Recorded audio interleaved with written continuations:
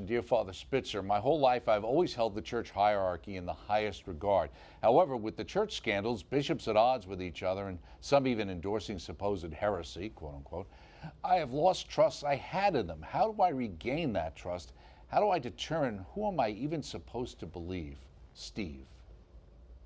Well, Steve, the first thing I would believe is believe that anything that an ecumenical council has passed with the approval of the Pope. Secondly, I would believe anything that was said ex cathedra by a Pope. That's, from the chair of Peter. That would be that he's saying this infallibly. And I would start with doctrines which, are guaranteed to be infallible.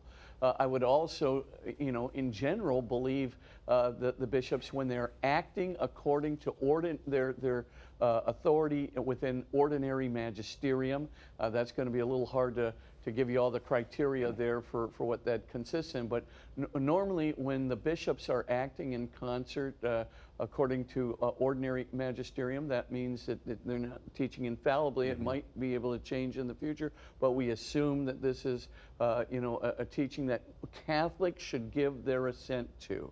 So that's a third area. And by the way, I describe this very amply in my third volume of my trilogy that's coming out in chapter 6. I talk about all these criteria.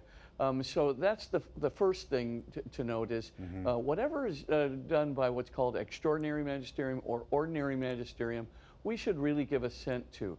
The who part of it is not so much what you should be concentrating on. It's the what part of it. That's what you should be concentrating on. So God's not going to let the Pope make a mistake ex cathedra. He's not going to let an ecumenical council with the approval of the Pope make a mistake. So you can be sure of that.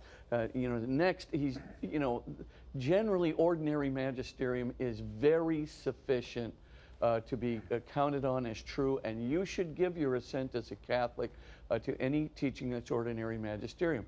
Now, there are other areas which are called prudential judgments, and prudential judgments a Catholic can not give assent to a doctrine. So, for example, in social encyclicals, sometimes lots of recommendations are made about applications of a particular principle. Like we have 6 principles of Catholic social teaching, and you might have heard of these things: the universal destination of goods, the principle of the common good, the principle of subsidiarity, the principle of solidarity, the principle of democracy, etc.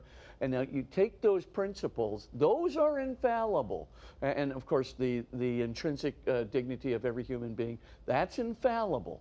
But then when you talk about applications of principles, so let's suppose somebody says, well, you should have a carbon footprint of X, Y, or Z, or you should have, we recommend that, you do this to avoid war, or we recommend that businesses that have this procedure or that procedure, alter them to this procedure or that procedure.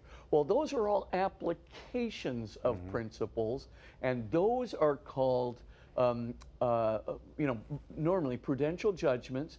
And with a prudential judgment, because the prudential judgment doesn't pertain to your salvation. So you don't have to believe that the carbon footprint should be this. It's not going to affect your salvation. So that automatically means it can't be a magisterial, an ordinary or extraordinary magisterial teaching.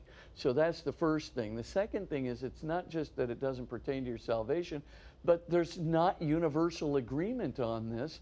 And thirdly, it's dependent upon judgments of experts that are non-theological judgments. So experts like scientists and things of these natures, or maybe government officials or business and economy professionals and so forth. So these kinds of things can be disagreed with, but you of course have to be respectful in your dissent, but you can dissent from those teachings. So concentrate on the whats more than the whos.